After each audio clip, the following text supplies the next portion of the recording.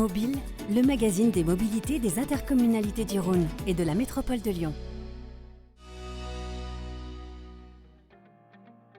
Citral Mobilité a dévoilé les contours de son projet pour la desserte de l'Ouest lyonnais, un tram express permettant de relier le secteur Alaï-Libération à Jean Massé en moins de 20 minutes. À mi-chemin entre le tramway et le métro, le tramway express de l'Ouest lyonnais aura pour particularité d'être souterrain sur une partie du tracé et de raccorder des secteurs névralgiques très rapidement.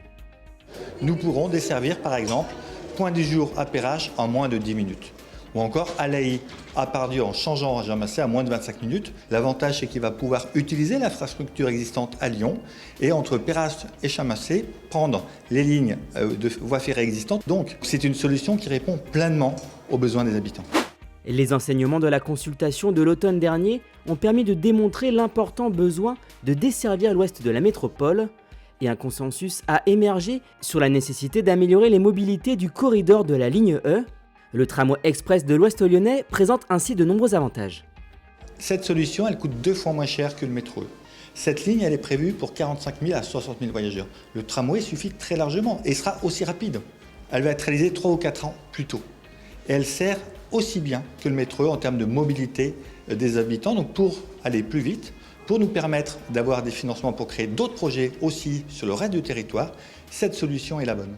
Comme pour tout projet d'axe structurant, Citral Mobilité engagera une large concertation sous l'égide de la CNDP, la Commission nationale du débat public.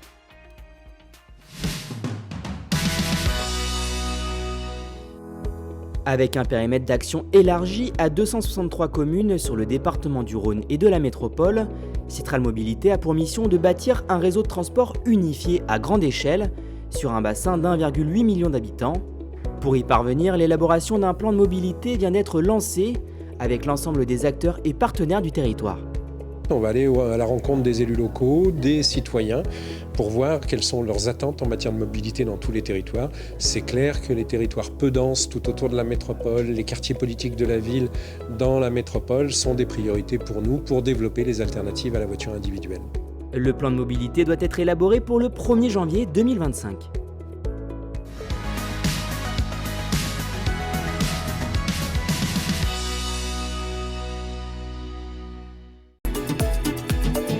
Mobile, le magazine des mobilités des intercommunalités du Rhône et de la métropole de Lyon.